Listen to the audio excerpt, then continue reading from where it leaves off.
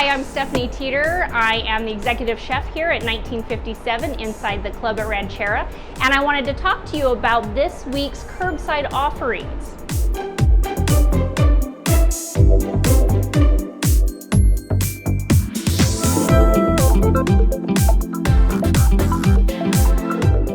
We have our soup sandwich meal, which is a chicken club on ciabatta with some minestrone and some sugar cookies, because who doesn't like cookies? We also have our chicken tikka masala with some saffron rice and a wonderful dessert called gahar halwa. It's a basic carrot pudding. So carrots that are just braised down in milk and sugar, and it's a sweet yet savory, real classic dessert that goes with masala. What I want to talk about today though is our wood-fired ribs and with our Rancharrah barbecue sauce.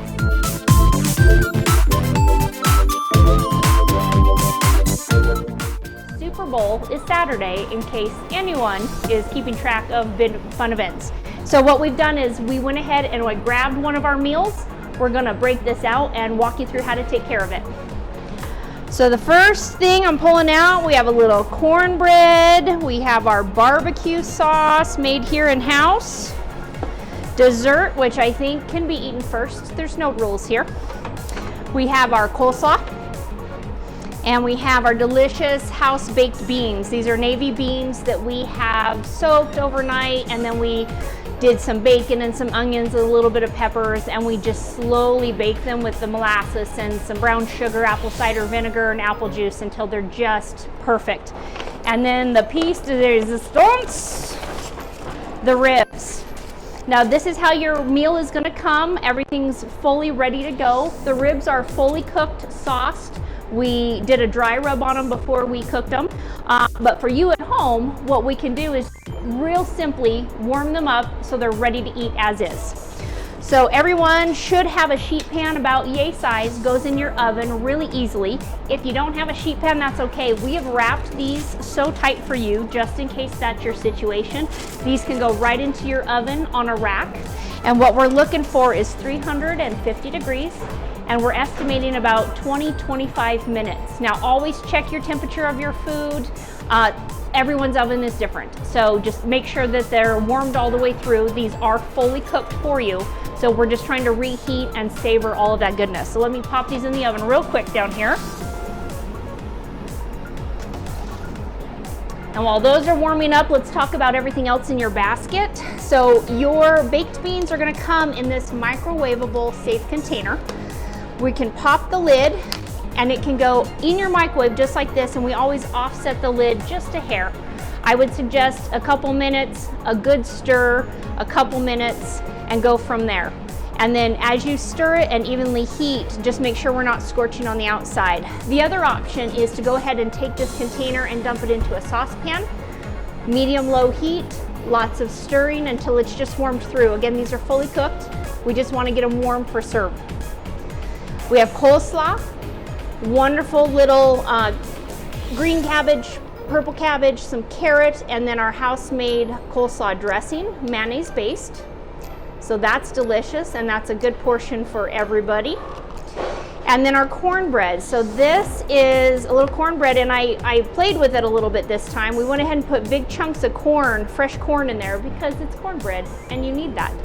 So we'll do that. But these can be served at room temperature. If you'd like these warmed up, just toss them in the oven for a few minutes just to get the warm, and then split them with some delicious honey and butter and devour, which is always my eating and serving instructions.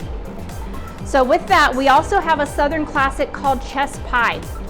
And let me pull this lid out for you. So fun fact, chess pie is a Southern delight that's basically a custard pie that was brought over from Europe, and it was a cheese pie at the time, but Southerners were mispronouncing cheese and saying chess, and so eventually over the hundreds of years it became chess pie. So it has a wonderful flaky crust, and then it's just a custard filling, and we've cooked them into bars so everyone could enjoy their own individual piece, because who likes to share? Not I, especially with desserts. So that'll be your dessert. This can be served at room temperature, a little powdered sugar over the top, and it's perfect. So we're gonna go to my super secret oven where time elapses and I magically have these warm ribs. So we're gonna pull these out and they'll come out all bubbly and delicious. And all you need to do for your family is open these guys up.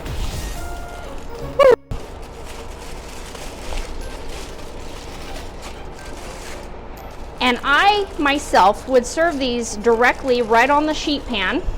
I like sheet pans because it keeps my oven clean, and since I'm the one that has to clean my oven at home, I don't make messes. But as you can see, they're already sauced and ready to go. And then what we can do is your bones are sticking out on this edge here, and if you tip it up on this side, I'm gonna pick this up and show you the back. You can see the bone and be able to follow it down with your finger. The easiest thing to do is to grab one or two bones. If they're loose enough, you can pull them out, but you're gonna take a knife and you're gonna slice down right between the bones, and that gives a good nosh portion.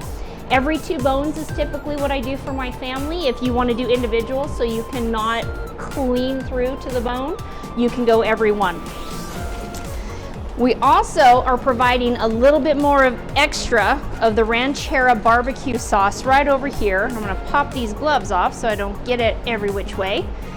So anyone who is a huge fan of sauce can just continue to dip away. So that is our meal and our ode to the Super Bowl. So whether you're voting for the Bucks or, gosh, who's the other team? I don't even know. So you're voting for the Bucks, go ahead and get on this Super Bowl rib meal, and we really hope you enjoy. We're having a good time putting it together.